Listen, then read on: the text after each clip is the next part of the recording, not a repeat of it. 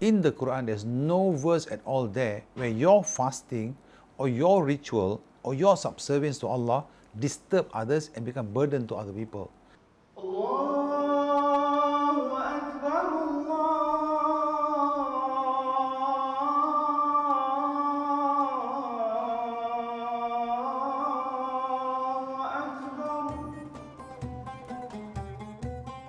Ramadan is the 9th and most holy month in the Islamic calendar. Most understand the period to be when devotees fast from dawn until sunset. However, there's more to the month that signifies how rewarding it is. Spiritual reconnection, breaking old habits, and starting new ones. These are etiquettes that shape Ramadan, including upholding the idea of empathy. How is this being reflected today? Are we becoming citizens intent on moral policing? Is public shaming becoming a spectator sport? Why are we quicker to punish than to understand? The Vibes speaks to senior lawyer and founder of Rapera, a movement that encourages thinking and compassionate citizens, Datuk Seri Dr. Jahaberdeen Mohamed Yunoos.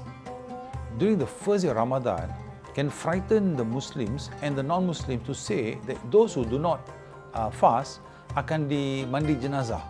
Mandi jenazah means you will pretend it's a dead body and you'll bath him as though you're bathing the dead body. The question I ask is, if the Chief Minister said that, will the Chief Minister do that to his own wife, to his own children, to his own relatives, to his own friends? Will he do that? So what I'm saying is, on the first day of Ramadan, we should be speaking with compassion. And if indeed there are people who don't fast, we should be able to educate them. Do we want to tell the non-Muslims, and do we want to tell the Muslims themselves that in Islam, the only way that we can create faith, keimanan, is by force? I don't think so. I mean, to me, it's very, very clear that our fasting, our ritual, our subservience to Allah should not burden other people. That should be the bottom line. And also the issue of, for example, here we hear again about canteen being stopped and so on and so forth. And we say that the non-Muslims should not eat in front of the Muslims, or even the other Muslims who don't fast should not eat in front of Muslims who fast.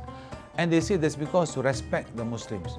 Now what about the Muslims respecting the rights of the non-Muslims to eat and carry on their life as usual? Are we saying that just because we Muslims fast, we want the entire world to change their lifestyle to accommodate us? What kind of faith do we have? I thought that, I understand from the Quran came as a mercy to mankind. And what we're doing here looks like we're burdening other people. Now thirdly, Seri, I must say this, I'm not even in favor of restaurants being closed during the fasting month. I don't see the correlationship between closing restaurants with fasting. Why are we stopping the business of Muslims during the month of Ramadan just because of the month of Ramadan? That doesn't make sense at all.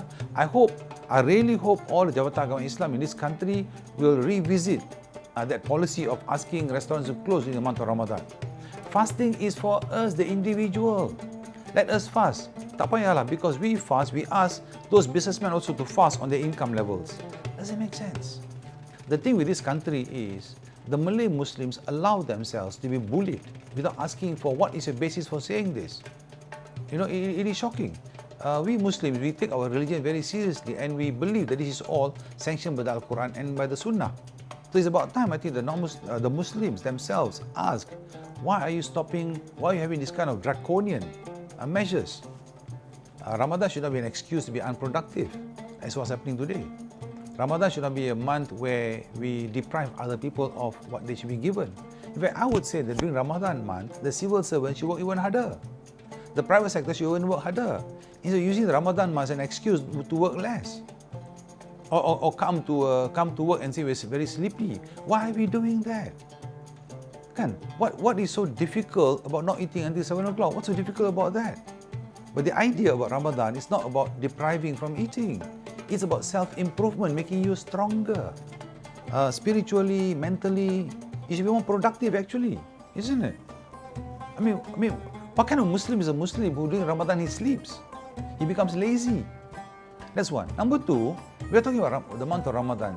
The month of Ramadan, 1 month should make us better for the next 11 months. So why are we behaving differently during the month of Ramadan and the next 11 months? You follow, yeah? So there is no use showing so much religiosity during the month of Ramadan, even by the enforcement officers. I would say that the religious people, the agamawan in this country, during the month of Ramadan, they should be talking about the Muslim Ummah improving in terms of what? Improving in terms of education, improving in terms of becoming a better person, improving in terms of earning an income. These are important things to live, because if you earn an income, you got more money you can do more zakat you can do more charity. And more charity, you can help the Ummah better. And you become a better person, and also you become a better example to other people. Muslims and non-Muslims look at you and say, this is a good person, this is a good Muslim. Actually when I read the news report about if somebody is carrying a cigarette in Malacca, they will be summoned, I was full of shame of being a Malaysian, if that's true. I mean, it's so shameful because, number one, there's no offense carrying cigarettes. There's absolutely no offense. Number two, to say that someone or a Muslim smells the cigarette, therefore he must be arrested and given a compound, is to me ridiculous. Because what is the offense that you're trying to prevent? If at all it's an offense, if you want to make a religious duty an offense, and assuming the offense is that he shouldn't smoke cigarette during fasting month, then you should catch him while smoking a cigarette. How can you assume that he was smoking a cigarette when he wasn't smoking a cigarette? And number three, you go and strip the person's baju to say that, he must have smoked. Don't they know that the basic idea behind Islamic principle, the basic principle in Islam is jangan dedahkan aib orang. Ini macam mencari aib orang. Do not embarrass a person.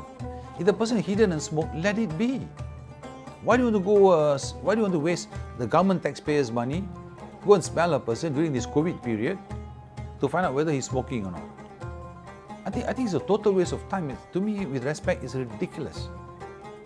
Of late, I noticed, not only this year, I noticed for the past 6, 7, 8 years, we are making the fasting month as an exclusive month for the Malay Muslims. We have a sense of entitlement, During our fasting month, the shops must close because we are so weak, we're so scared that we'll eat. Other people, schools, canteen must close because our children should not be exposed to the drinks and all that. We are not thinking the other way around, that let our children be exposed to all these things, yet their faith in Ramadan will stop them from eating. Instead of that, we're using the stick.